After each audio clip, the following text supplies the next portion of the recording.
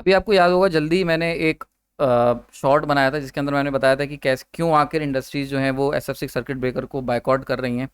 और वहाँ पर मैंने बहुत शॉर्ट में बात करी थी, पर मैंने सोचा कि क्यों ना एक पूरे आर्टिकल को डिस्कस करा जाए। तो ये एक नई सीरीज़ की हम लोग स्टार्ट कर रहे हैं, और इस पूरी सीरीज़ के अंदर मैं कोशिश करूँगा कि वीक में एक या दो अच्छे रिसर्च जो हो रही हैं ऑल ओवर, वो आपको उसके बारे में अवगत कराता रहूँ। इससे सबसे बड़ा बेनिफिट होगा कि आपको ना केवल थ्योरेटिकल नॉलेज की जानकारी होगी, बल्कि आपको पता चलेगा कि दुनिया भर में हो क्या रहा है, और जो भी आप सीख रहे हो वो कैसे अप्लाई हो रहा है रियल वर्ल्ड में ना, उसकी भी जानकारी मिलेगी।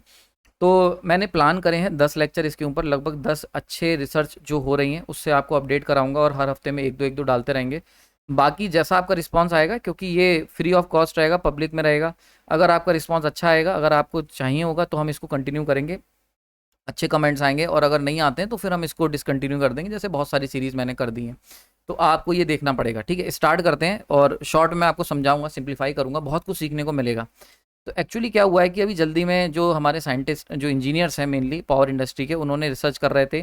तो उन्होंने पहला super critical CO2 based circuit breaker बनाया हुआ है। अब देखो, सर्किट ब्रेकर आप सबको बहुत अच्छे से पता है क्या होता है ना। अब हो क्या रहा है, अगर हम बात करते हैं SF6 सर्किट ब्रेकर की, तो SF6 सर्किट ब्रेकर बहुत ही पॉपुलर है।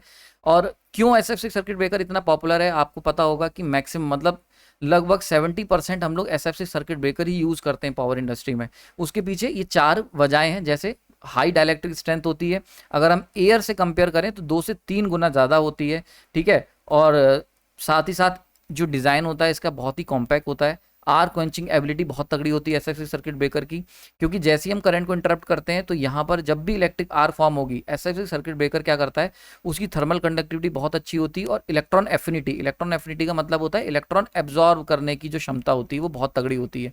तो जैसे ही हम सर्किट ब्रेकर मतलब मूविंग कॉन्टैक्ट और फिक्स कॉन्टैक्ट को सेपरेट करते हैं, आर्क बनेगी। अब आर्क जो बनती है वो अल्टीमेटली उसके लिए रिस्पॉन्सिबल होते हैं इलेक्ट्रॉन्स। तो ये जो इलेक्ट्रॉन्स होते हैं इनको खा जाता है, इनको खाने की जो क्षमता होती है एब्जॉर्ब करने की, उसी को कहते हैं इलेक्ट्रॉन एफिनिटी। तो SF6 सर्किट ब्रेकर में क्या होता है कि जो SF6 गैस होती है वो थर्मल कंडक्टिविटी भी उसकी अच्छी होती है, और इलेक्ट्रॉन एफिनिटी भी। इससे क्या होता है, एक तो आर्क कूल डाउन जो हो जाती है क्योंकि थर्मल कंडक्टिविटी बहुत आई है, दूसरा डी आयोनाइज हो जाती है आर्क, इजिली डी आयोनाइज कर देता है ये आर्क को, और इससे हम लोग आर्क को एक्सटिंग्विश करने में हेल्प मिलती है। डी आयोनाइज कैसे भाई, जब इलेक्ट्रॉन है, ये इलेक्ट्रॉन ही तो आर्क, आयोनाइज पार्टिकल ही तो आर्क को कंटिन्यू करवा रहे हैं। अगर इसे तुम खा जाओगे, इसको एब्जॉर्व कर लोगे, तो अगर इलेक्ट्रॉन्स ही नहीं रहेंगे हमारे पास, फ्री चार्ज ही नहीं रहेंगे, तो जो आर्क है वो भी खत्म हो जाएगी। तो वही चीज़ यहाँ पर है। देन थर्मल प्रॉपर्टीज बहुत अच्छी हैं, हीट डिसिपेशन, क्योंकि भाई थर्मल कंडक्टिविटी अच्छी है तो हीट डिसिपेट बहुत अच्छे से होती है। बॉइलिंग पॉइंट भी इसका कम है, और सबसे इंपॉर्टेंट चीज़ क्या है, ये गैसियस रहती है टिपिकल टेम्परेचर रेंज में, मतलब -50 तक भी गैस रहेगी, +50 तक भी गैस रहेगी, तो कोई टेंशन वाली बात नहीं।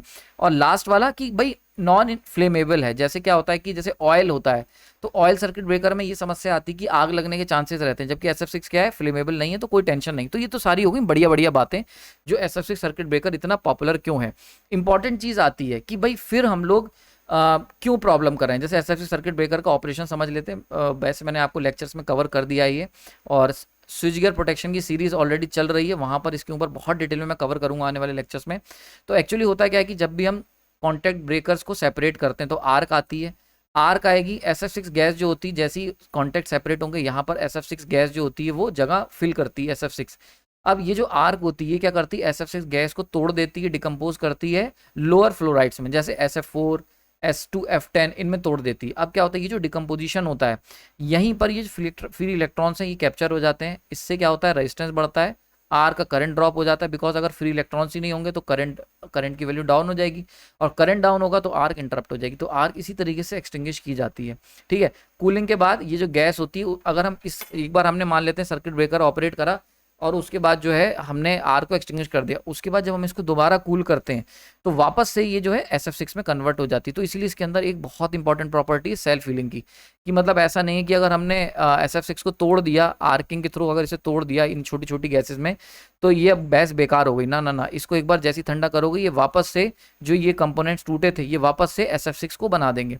तो ये सेल्फ हीलिंग प्रॉपर्टी, ये सारी बेस्ट चीज़ें थी SF6 सर्किट ब्रेकर में। लेकिन इंपॉर्टेंट चीज़ अब यहाँ पर क्वेश्चन आता है कि समस्या क्या आ रही है। तो सबसे बड़ी समस्या है एनवायरमेंटल की। मैंने उस छोटे से शॉर्ट वीडियो में ये चीज़ आपको बताई थी कि एनवायरमेंटल इशू बहुत ही ज़्यादा आजकल सीवियर है और एनवायरमेंट पे सारी कंट्रीज ध्यान दे रही हैं। तो SF6 आखिर इतनी बड़ी समस्या क्यों बनती जा रही है? तो आप देखो यहाँ पर, अगर हम बात करते हैं ग्लोबल वार्मिंग पोटेंशियल से, ये एक इंडिकेटर होता है जो बताता है कि कोई भी गैस है या कोई भी जो भी हमारी फ्यूम्स हैं वो कितना ज़्यादा एनवायरनमेंट को हार्म कर रही हैं। तो आप देख सकते हो ग्लोबल वार्मिंग पोटेंशियल में, ग्लोबल वार्मिंग करने में कितना कंट्रीब्यूशन है, ठीक है। तो 23,500 टाइम्स ये ज़्यादा कह सकते हो ग्लोबल वार्मिंग करने की क्षमता रखती है कंपेयर टू द CO2, ठीक है, ओवर 100 ईयर्स। यानी कि अगर हम 100 साल में देखें तो 100 साल में जितनी ग्लोबल वार्मिंग हमारी कार्बन डाइऑक्साइड की वजह से होगी, उसके 23,500 टाइम्स ज़्यादा ग्लोबल वार्मिंग जो होगी वो हमारी SF6 से हो जाएगी। समझ में आ रही बात ये? और इसकी जो लाइफ टाइम होता है, एटमॉस्फेरिक लाइफ टाइम, वो भी बहुत ज़्यादा है, 3000 के ऊपर ये ज़्यादातर समय तक सर्वाइव करती है। तो अगर हम लोग बात करते हैं SF6 सर्किट ब्रेकर की, तो जनरली क्या होता है, SF6 सर्किट ब्रेकर काफ़ी क्लोज पैक होते हैं, कोई टेंशन नहीं, SF6 प्रॉपरली पैक्ड होती है। अगर मैं बात करता हूँ रिस्क की, तो केवल 1% पर ईयर, मतलब साल में केवल 1% ऐसे चांसेस होते हैं कि सर्किट ब्रेकर से SF6 लीक आउट हो गई। लेकिन बात यहाँ पर आ रही है कि अगर हम वर्ल्ड वाइड को देखें, ठीक है, टोटल जो इंस्टॉल्ड कैपेसिटी पूरी दुनिया में, तो अगर हम 1% लीकेज को भी कंसीडर करते हैं तो ये सिग्निफिकेंट कंट्रीब्यूटर हो जाएगी ग्रीन हाउस गैस में। तो मतलब अगर हम लोग ये मान लें कि हमारा जो SF6 सर्किट ब्रेकर, अगर लीक के जो चांस है SF6 के वो 1% है साल में, तब भी वो 1% में भी उतनी गैस निकल जाएगी और वो ग्रीन हाउस गैस को, ग्रीन हाउस एमिशन जो है उसको बहुत बड़ा कंट्रीब्यूशन दे देगी।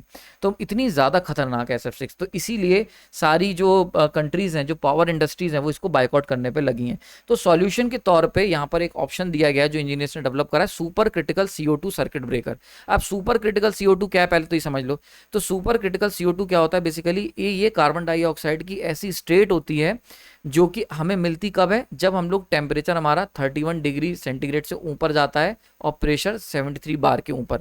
तो ये एक स्पेशल टाइप की हमारी कह सकते हो कि एक सुपर क्रिटिकल CO2 स्टेट मिलती है। अब इसके अंदर होता क्या है, इस पर्टिकुलर स्टेट के अंदर जो कार्बन डाइऑक्साइड है वो गैस और लिक्विड दोनों की तरह बिहेव करती है। यानी कि अगर हम लोग इस पर्टिकुलर कंडीशन को जनरेट करने में कामयाब होते हैं तो हमारी जो CO2 है वो केवल ना केवल गैस की तरह काम करेगी बल्कि लिक्विड की तरह भी काम करेगी। तो अब जब लिक्विड और गैस वाली स्टेट दोनों मिलेंगी तो हाइयर डेंसिटी हो जाएगी, भाई डेंसिटी ज़्यादा है। अब डेंसिटी ज़्यादा है तो हाइयर डाइलेक्ट्रिक स्ट्रेंथ मिलेगी देन गैसियस CO2। यानी कि अगर हम लोग केवल CO2 बेस्ड सर्किट ब्रेकर बनाते तो उस केस के अंदर जो हमें डाइलेक्ट्रिक स्ट्रेंथ मिलती उससे कई गुना ज़्यादा डाइलेक्ट्रिक स्ट्रेंथ हमें गैस एंड लिक्विड फॉर्म में मिलेगी, जो कि कब मिलेगा हमें, super critical state of CO2।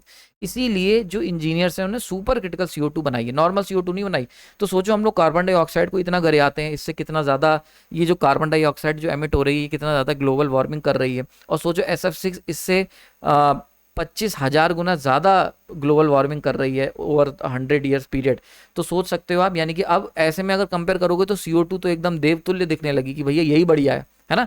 तो इसीलिए CO2, अब CO2 की बात करें तो डाइलेक्ट्रिक स्ट्रेंथ वीक थी, तो इसीलिए इंजीनियर्स ने इसको सुपर क्रिटिकल CO2 बनाने की कोशिश की गई है। समझ में आ रहा है बात ये, है ना। आई होप आपको समझ में आ रहा होगा। ये रिसर्च पेपर जो मैं सिंप्लीफाई करने की कोशिश कर रहा हूँ आपके लिए, बस आपको ध्यान ये रखना है कि कब मिलेगी। तो ये दो चीज़ें इंपॉर्टेंट है, एक तो 31 डिग्री सेंटीग्रेड और क्रिटिकल प्रेशर यहाँ पर 73 बार के आसपास दिया हुआ है, ठीक है। अब देखो क्या होगा, काम कैसे करेगी, जैसे ही हम करंट को इंटरप्ट करेंगे, सर्किट ब्रेकर को खोलेंगे, तुरंत ही हीटिंग होगी। अब जैसी आर्क क्या करेगी, आर्क जो देखो एक बात समझो, जैसे ही हम लोग सर्किट ब्रेकर कॉन्टैक्ट खोलेंगे तो बीच में क्या होता, अगर एयर सर्किट ब्रेकर होता तो यहाँ एयर आ जाती, SF6 था तो SF6 आ जा रही थी। अब CO2 है तो तुरंत ही CO2 यहाँ पहुंच जाएगी। अब आर्किंग हो रही है, आर्किंग के दौरान जब CO2 एंटर करेगी, चैम्बर को भरेगी CO2 से, तो ऐसे केस में आर्क क्या करेगी, CO2 को हीट अप कर देगी। CO2 एनर्जी को एब्जॉर्ब करेगा और क्या होगा, क्योंकि उसकी थर्मल कंडक्टिविटी अच्छी है तो रैपिडली फ्लो कर जाएगी। इससे क्या होगा, एक तो आर्क प्लाज्मा जो होगा हमारा कूल डाउन होगा, दूसरा कंडक्टिविटी कम हो जाएगी क्योंकि भाई कूल डाउन हो जाएगा। हमेशा प्लाज्मा जब हाई टेम्परेचर पे होता है तो उसकी कंडक्टिविटी हाई होती है, जैसे ही हम उसका टेम्परेचर जो होगा उसे कूल डाउन करेंगे कंडक्टिविटी भी रिड्यूस हो जाएगी एंड फाइनली आर्क हमारी एक्सटिंग्विश हो जाएगी। समझ में आ रहा बात है। अब सबसे बढ़िया चीज़ क्या है कि CO2 तुम्हारी डिकम्पोज नहीं होगी किसी भी हार्मफुल प्रोडक्ट में, जैसे कि SF6 में हो रहा था, जो उसके छोटे छोटे पार्ट्स में टूट रही थी ना, आपको मैंने पीछे बताया था यहाँ पर SF4 एंड S2F10, ये सब काम इसके अंदर नहीं होगा, सिंपल सा चीज़ है। And has a very low global warming potential. लगभग लगभग इसका जो ग्लोबल वार्मिंग करने की जो क्षमता है वो 1 है। और आपको पता है SF6 की कितनी थी, 20-23 हजार समथिंग। समझ में आ रही, तो बहुत ही तगड़ा। तो यानी कि अगर हम देखते हैं यहाँ पर तो CO2 एक बढ़िया काम करेगी। और CO2 अगर हम ये मैंने अभी आपको बताया भी, अगर इंजीनियर्स डायरेक्टली CO2 यूज कर लेते, CO2 बेस्ड सर्किट ब्रेकर बनाते, तो उतनी हमें डायलेक्ट्रिक स्ट्रेंथ नहीं मिलती। तो इसकी डायलेक्ट्रिक स्ट्रेंथ बढ़ाने के लिए ही हमने सुपर क्रिटिकल CO2 को बनाया है। ठीक है, आयु आपको समझ में आ गई होगी। अब बेनिफिट और चैलेंजेस के बारे में बात कर ले। बेनिफिट सबसे पहला कि भैया हमें ये फ्लोरिनेटेड गैसेज जो थी ये सबसे हमें निजात मिल जाएगी, जिससे ग्लोबल वार्मिंग हो रही है इतनी ज़्यादा, और जिससे हमारा जो ग्रीन हाउस एमिशन है वो भी बहुत हद तक रिड्यूस हो जाएगा। एनवायरनमेंट की प्रोफाइल बहुत अच्छी इंप्रूव होगी। बस ये दोनों बेनिफिट तो हमें मिल गए। लेकिन चैलेंजेस क्या क्या हैं? सबसे पहले सुपर क्रिटिकल सिस्टम को हाई प्रेशर चाहिए, है ना, तो हाई प्रेशर बनाना पड़ेगा, उसके लिए कॉस्ट लगेगी। दूसरा, मैकेनिकल डिजाइन कॉम्प्लेक्स ज़्यादा होगा। जब भी हम CO2 का सुपर क्रिटिकल स्टेट पे यूज़ करेंगे तो हमें चैलेंजेस, सबसे इंपॉर्टेंट चैलेंज मैकेनिकल डिजाइन का ही आ रहा है। तीसरा, हमें अभी इसको फील्ड पे अप्लाई नहीं करा। देखो मैं जो भी, आप एक बात समझो, जो भी आज आप दुनिया में देख रहे हो ना, जैसे SF6 सर्किट ब्रेकर है या आपका एयर ब्लास्ट सर्किट ब्रेकर है, ये जब इन पे रिसर्च हुई होगी तो करीब 50 से 60 साल पहले इन पे रिसर्च होना स्टार्ट हुई होगी। जब ये कंफर्म हो गए तब इनको इंडस्ट्री में उतारा गया। तो जो भी आज आप देख रहे हो ना, उसके ऊपर 20-30 साल पहले रिसर्च हो रखी है। जब वो रिसर्च सेचुरेट हो जाती है, जब वो रिसर्च कंप्लीट हो जाती है, तब मार्केट में चीजें आती हैं। तो अभी ये एक बहुत बढ़िया रिसर्च का एरिया है, जो भी लोग रिसर्च करना चाहते हैं आने वाले समय में। तो CO2 बेस्ड सर्किट ब्रेकर जो है ये एक अच्छा रिसर्च आपके लिए हेल्पफुल रहेगा, इसके ऊपर आप काम कर सकते हैं। और इसको, ये जो चैलेंजेस मैंने आपको बता रखे हैं, इन्हीं को आप सॉल्व करते हैं तो आपको ये फील्ड पे देखने को मिलेगा। तो अभी ये फील्ड वैलिडेशन इसका मिलना बाकी है, ताकि हम देख सकें कि प्रॉपर, मतलब थोड़ा बहुत जगह पे मिला है प्रोटोटाइप को, लेकिन एक्सट्रीम कंडीशन में कैसे परफॉर्म करेगी ये अभी भी देखने वाली बात होगी। आई होप आपको लेक्चर पसंद आया होगा। और अगर आपको इसकी PPT चाहिए तो मेरे को बता देना, सुपर प्राइम ग्रुप में मैं सेंड कर दूंगा इसकी PPT भी। एंड नेक्स्ट, आपको अगर ये लेक्चर्स, इस टाइप के रिसर्च के आर्टिकल छोटे छोटे, जिससे आपको पता चलता रहे दुनिया भर में क्या हो रहा है, अगर आपको इस तरीके के रिसर्च आर्टिकल में मजा आ रहा है तो आप जरूर कमेंट सेक्शन बताना। ये सीरीज मैं पूरी की पूरी कमेंट सेक्शन बेस पे लाऊंगा। बिकॉज आप एक बात समझ लो, इस को तैयार करने में एक्स्ट्रा एफर्ट जा रहा है, एक्स्ट्री मेहनत लग रही है। क्योंकि ये मैं तो पढ़ता रहता हूँ, पर्सनली बात करूँ मैं, देखो ये रिसर्च आर्टिकल्स डेली पढ़ता हूँ, क्योंकि इसी से ये जो रिसर्च आर्टिकल होते हैं ये आपके सोचने का डायमेंशन बढ़ाएंगे। जो आपका IQ होता है, जो आपको नजरिया होता है ना इलेक्ट्रिकल इंजीनियरिंग को देखने का, वो नजरिया जो बदलते हैं वही रिसर्च पेपर ही बदलते हैं। आपको पता चलता है कि जो टेक्नोलॉजी आप पढ़ रहे हो वो और जो अब चल रही है उसके बीच में ब्रिज क्या है, जो रिसर्च हो रही है आज के समय में। तो बहुत सारी चीज़ें सीखने को मिलती हैं और आपके जो करंट कॉन्सेप्ट है उनको एक अलग नज़र से देखने को मिलता है। तो मेरे लिए तो बहुत हेल्पफुल रहता है, मैं डेली इसको पढ़ता हूँ। अगर आपको ये बेनिफिट रहेगा तो कमेंट सेक्शन में बताओ ना, मैं कमेंट्स अगर अच्छे आएंगे तो इसको आगे कंटिन्यू करेंगे और बढ़िया से बढ़िया जो रिसर्च हो रही है उसको इंटरेस्टिंग वे में, स्टोरी की फॉर्म में, शॉर्ट फॉर्म में आपको कवर करके दूंगा। जिससे ना केवल आपको सीखने को मिलेगा बल्कि आपको ये भी पता चलेगा कि कैसे ये हमारे लिए हेल्पफुल होगी। Thank you.